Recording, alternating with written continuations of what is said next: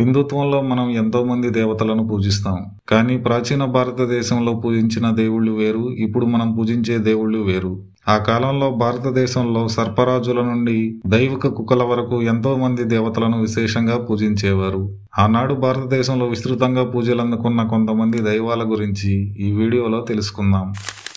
ప్రాచీన కాలంలో విశేషంగా పూజలందుకున్న హిందూ దేవుడు అజయ్ ఏకపాద. అజయ్ ఏకపాద అంటే పుట్టుకలేని ఒక కాలు కలిగిన వాడు అని అర్థం.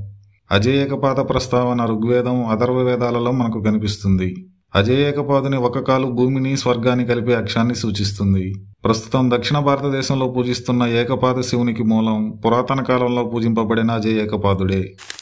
పురాణాలలో, ధర్మశాస్త్రాలలో, మహాభారతంలో ప్రస్తావించిన దేవతలు ధాత్రి, విధాత్రి. హిందూ శాస్త్రాలలో ధాత్రిని సృష్టికర్తగా, విధాత్రిని కర్మఫలాలను జీవులకు అందించే దేవతలుగా వివరించబడ్డారు. ధాత్రి, విధాత్రి విశ్వంలో సృష్టి ధర్మాలకు రక్షకులు. వీరు కర్మలను అనుసరించి మానవులకు సుఖదుఖాలను ప్రసాదిస్తారు.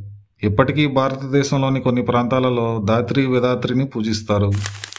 రిబూస్ అనే దేవతలు పురాణ కాలంలో విశేషంగా పూజలందుకునేవారు. వీరు ఇంద్రుని ఆస్థానంలో పనిచేసే రిబు, విభు, వజ అనే ముగ్గురు కళాకారులు. వీరు ప్రధానంగా దేవతలకు ఆయుధాలను మరియు రథాలను తయారు చేస్తారు. వీరి గురించి ఋగ్వేదంలో మరియు అనేక పురాణాలలో వర్ణించబడింది. పురాణ కాలంలో విశేషంగా పూజలందుకున్న ఈ దేవతలు కాలక్రమేణా ఇతర దేవతలకు ప్రాముఖ్యత పెరగడంతో కనుమరుగయ్యారు. శరభ మహేశ్వరుని అత్యంత భయానక అవతారం. సింహం, పక్షి, మానవ శరీర భాగాలతో చూడగానే భీతి గొలిపే విధంగా ఉంటుంది శరభావతారం.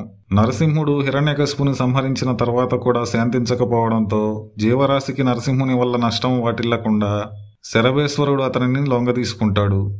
శరభావతారం ద్వారా విశ్వం యొక్క సమతుల్యత కాపాడడానికి పరమేశ్వరుడు ఎంతటి శక్తితో అయినా పోరాడగలడని మనకు తెలుపుతుంది. ప్రాచీన భారతదేశంలో విశేషంగా పూజలందుకున్న మరొక దేవత ఛాయాదేవి. ఛాయ అనగా నీడ. ఛాయాదేవిని సూర్యభగవానుని భార్యగా లేదా నీడగా పూజించేవారు. సనాతన ధర్మంలో అత్యంత ప్రాధాన్యత కలిగిన శనిదేవునికి తల్లి ఛాయాదేవి. ఛాయాదేవికి ప్రత్యేకంగా ఆలయాలు లేనప్పటికీ సూర్యుడు, శనిదేవుడిని పూజించడం ద్వారా ఛాయాదేవిని గౌరవించేవారు.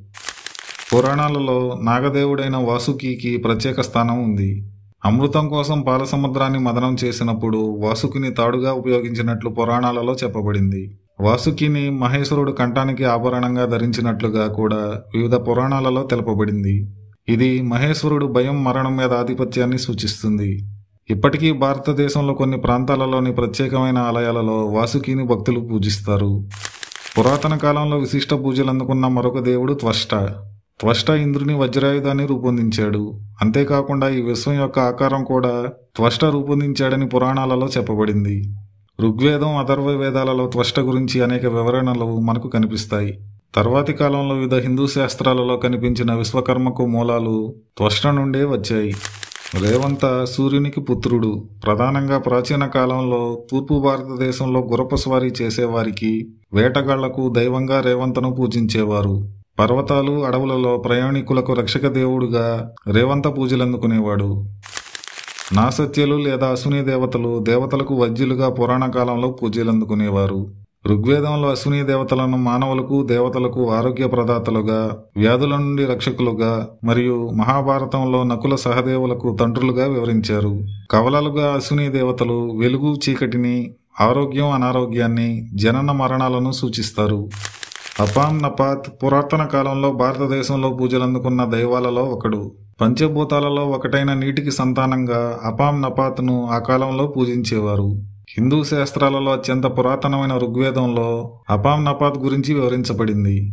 నీటికి ఉన్న జీవాన్ని పెంపొందించే గుణాన్ని అపాం నపాత్ సూచిస్తాడు. వర్షంలో పిడుగులు పడడం, అస్తమించే సూర్యుడు సముద్రంలోకి వెళ్లడం వంటి గుణాల వల్ల అపాం నపాత్ అగ్నిదేవునితో కూడా అనుసంధానించబడ్డాడు. కానీ కాలంతో పాటు హిందుత్వంలో వచ్చిన వివిధ పరివర్తనల వల్ల అపాం నపాత్ ప్రాధాన్యత కోల్పోయాడు. సారమ్మ ఇంద్రునికి సహాయకురాలిగా ఉండే ఆడకుక్క. పురాణాల ప్రకారం అసురులు దొంగిలించిన దైవిక ఆవులను తిరిగి పొందడానికి ఇంద్రునికి సారమ్మ సహాయం చేస్తుంది. ఇప్పటికీ భారతదేశంలోని కొన్ని జాతుల వారు తమ పెంపుడు కుక్కలను రక్షించే దేవుడిగా సారమ్మను పూజిస్తారు. కొన్ని హిందూ శాస్త్రాలలో సారమ్మను దైవదూతగా వివరించారు. రామాయణంలో విభీషణుడు భార్య పేరు కూడా సారమ్మ కావడం విశేషం.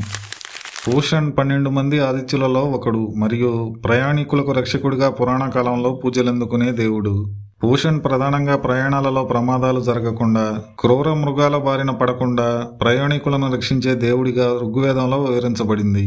కొన్ని ఇతర హిందూ శాస్త్రాలలో పోషణ్ను పశువుల శ్రేయస్సు కోసం పూజించే దేవుడిగా, మరణానంతరం ఆత్మలకు మార్గదర్శకుడిగా, వివాహాలలో పూజించే దేవుడిగా కూడా వివరించారు. పోషణ్ సూర్యుని ప్రకాశించే గుణాన్ని సూచిస్తాడు. జ్యేష్ఠాదేవి దురదృష్టం మరియు అశుభాల దేవత.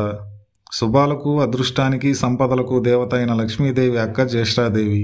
కొన్ని హిందూ శాస్త్రాలలో మరొక దేవత అయిన లక్ష్మితో కూడా జ్యేష్ఠాదేవిని అనుసంధానం చేయబడింది. అమృతం కోసం పాలసముద్ర మదనం చేసినప్పుడు లక్ష్మీదేవి కంటే ముందు జ్యేష్ఠాదేవి ఆవిర్భవించింది.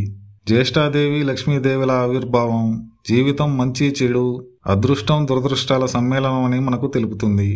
8వ శతాబ్దం వరకు జ్యేష్ఠాదేవిని భారతదేశంలో విస్తృతంగా పూజించినప్పటికీ 10వ శతాబ్దానికి ఆమెను పూజించడం క్షీణించింది. ఆర్యమన్ 12 మంది ఆదిత్యులలో ఒకరు. ఆర్యమాన్ అంటే సహచరుడు లేదా గొప్పవాడు అని అర్థం. ఆర్యమాన్ ప్రస్తావన ఋగ్వేదంలో మనకు కనిపిస్తుంది. ఆర్యమాన్ వాగ్దానాలు, సామాజిక, నైతిక విలువలు రక్షించే దైవంగా పూజించబడ్డాడు. ఆర్యమాన్ ముఖ్యంగా మధ్యాహ్న సమయంలోని సూర్యుని లక్షణాలను సూచిస్తాడు. కాలక్రమంలో బ్రహ్మ, విష్ణు, మహేశ్వరులకు హిందుత్వంలో ప్రాముఖ్యత పెరగడంతో ఆర్యమాన్ వంటి దేవతలకు ప్రాధాన్యత తగ్గిపోయింది. వాత లేదా వాయుదేవుడు ప్రాచీన భారతదేశంలో విశేషంగా పూజలందుకున్న మరొక ప్రధాన దేవుడు. ఋగ్వేదంలో ఇంద్రునితో సమానంగా వాయుదేవునికి కూడా ప్రాధాన్యత ఇవ్వబడింది. హిందూ శాస్త్రాలలో వాయుదేవుడిని వేగానికి, బలానికి ప్రతీకగా వివరించారు. హిందుత్వంలో అత్యంత విశిష్టత కలిగిన ఇతిహాసాలైన రామాయణ, మహాభారతాలలో విశేషమైన బలశాలులైన ఆంజనేయుడు, భీములకు తండ్రి వాయుదేవుడు. వివిధ హిందూ శాస్త్రాలలో వాయుదేవుడిని ప్రకృతి, జీవశక్తికి మరియు జీవన గమనానికి ప్రతీకగా వివరించారు. కుబేరుడు యక్షులకు రాజు మరియు దేవతల కోశాధికారి. ప్రాచీన కాలంలో ఉత్తర దిక్కుకు దిక్పాలకుడిగా కూడా కుబేరుడు పూజలందుకున్నాడు. ప్రపంచంలోని సంపద సృష్టికి లక్ష్మీదేవి మూలం కాగా ఆ సంపద నిర్వహణకు బాధ్యుడు కుబేరుడు. వివిధ హిందూ శాస్త్రాలలో కుబేరుడిని బ్రహ్మకు మనవడిగా, రావణుడికి సోదరుడిగా వర్ణించబడింది. వీరభద్రుడు మహాశివుని అత్యంత శక్తివంతమైన మరియు భయంకరమైన అవతారం.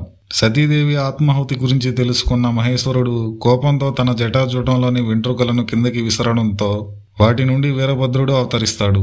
వీరభద్రుని అవతారం ప్రధానంగా పరమేశ్వరుని శక్తి సామర్థ్యాలను, చెడు మీద మంచి సాధించే విజయాలను మనకు తెలుపుతాయి.